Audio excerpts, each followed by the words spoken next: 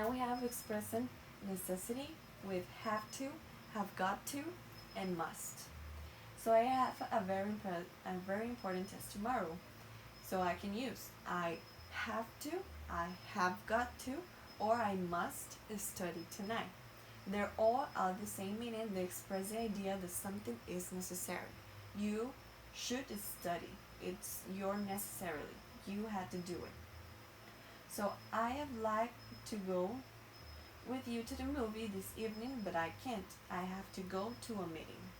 Have to is used more frequently in an everyday speech and writing than must. Have got to is typically used in an informal conversation. And must is typically found in writing instruction or rules.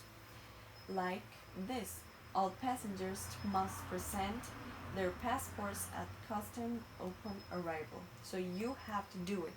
But must is something that you need to do it right away, and it's something that is written. So we have the question, the subject, verb, and version. Do we have to bring pencils to the set? Or why did he have to leave so early?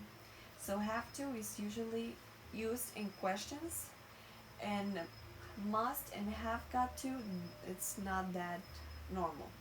So we just use have to for asking a question. The past form of have to is had to, like the past form of the verb have is had. And notice that have to, has to, and have got to are commonly reduced with these simple contractions that people do. It's very informal, so you just do commonly with your family and friends, but not writing. Now we have expressing lack of necessity, like do not have to, and expressing prohibition, must not. So done and doesn't have to express the idea that something is not necessarily. Don't and doesn't have to. So I finished my homework this afternoon. I don't have to study tonight. It's something that is just not necessarily anymore. Tomorrow is a holiday. Mary doesn't have to go to class. She doesn't have to is not necessarily because tomorrow is a holiday. And must not express prohibition, something that you should not do. It's not something that is not necessarily, just something that you shouldn't do. So bus passengers must not talk to the driver. They don't have to do it. It's a prohibition. Children, you must not play with matches. It's something that it's prohibited. And must plus not is mustn't. So we can say you mustn't play with matches as the weight of the contraction. Now we have making logical conclusions with must. So Nancy is yawning. She must be sleepy. So the logical conclusion about this is that she must be sleepy because it's something that people do when they want to sleep, yawning. So she must be sleepy. It's something that it can happen. Now we have the logical conclusion as Amy plays tennis every day. She must like to play tennis because she plays it every day, so she must love to play tennis every day. And now we have the necessity as if you want to get into the movie theater, you must buy a ticket. So there are different ways to use must. In the first is a logical condition. She must like to play because she plays it every day. And in the second, it's a necessity because if you want to go to the theaters, you must buy a ticket. And must not can express also a negative logical conclusion and a prohibition. So a negative logical conclusion would be Eric ate every day on his plate except the pickle. He must not like the pickle because he didn't eat it. And the prohibition, there are sharks in the ocean near our hotel. We must not go swimming here because it's something that you shouldn't do, that it's prohibited.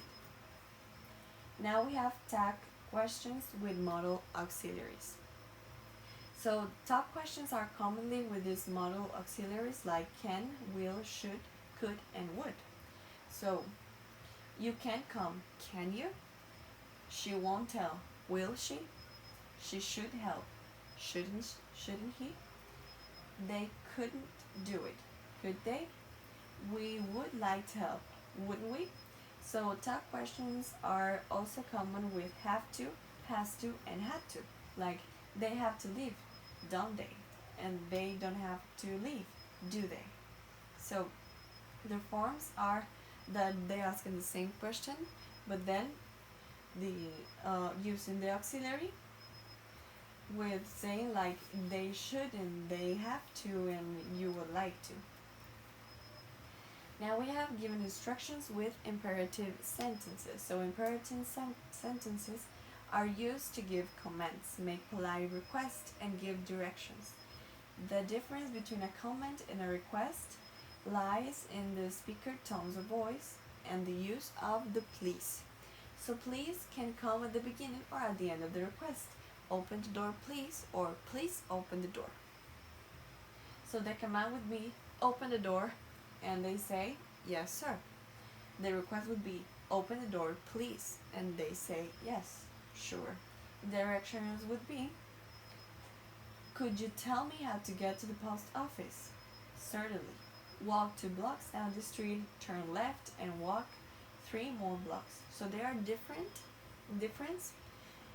between them, but they're imperative tenses. We can say in the comment, like it's an order, open the door. We can say it as a request. Please open the door, help me, please open the door. Or the directions that you are telling them what to do and how to get to a place, but it's still an imperative sentence. So the simple form of a verb is used in an imperative sentence, as here, close the window. The understand subject of the verb is you. It doesn't have a subject, but it's imperative. So that's what makes it imperative. The imperative sentences doesn't have a subject, because you can say it to someone there or any of them, close the door. It means you close the door, but they don't say it. Now we have making suggestions with let's, and why don't. So we have let's, and why don't we are used to make suggestions about activities for you and other persons to do. So it's hot today, let's go to the beach. It's a suggestion that you do to other person, that you say that you want to go to the beach, and why don't you? And we have why don't we, like it's hot today, why don't we go to the beach? And why don't you is used more like a friendly suggestion to someone that you know, like your friend. And let's is something not that unite, not that friendly, but you can also set it. Now we have the stating preferences with prefer, like, better, or would rather. So we have the prefer plus the none plus to plus the none, like I prefer apples to oranges. Or we can have to prefer plus the ing verb plus to plus ing verb, like I prefer watching TV to studying. And those are comparatives. We can also use comparatives with like plus noun plus better than plus noun. So we can say I like apples better than oranges. Or with the ing verb, I like watching TV better than studying. So we use to when we have at the beginning prefer, and we use better than when we use like at the beginning. So would rather is followed immediately by the same base form of the verb, and would rather have an apple than an orange. So verbs following by then are also in their simple form. So would rather have simple form, an apple, than an orange. The contraction would be would, it's apostrophe D, like I apostrophe D, you apostrophe D, and all in the same. And in a polite question, would rather can be followed by or to offer someone a choice. So would you rather have an apple or an orange? So we have the same subject verb inversion. We have would, we can put it at the end, but now in the polite question we put it at the beginning. So we put the auxiliary plus the verb plus the subject plus the verb. Would you rather have an apple or an orange? Thank you.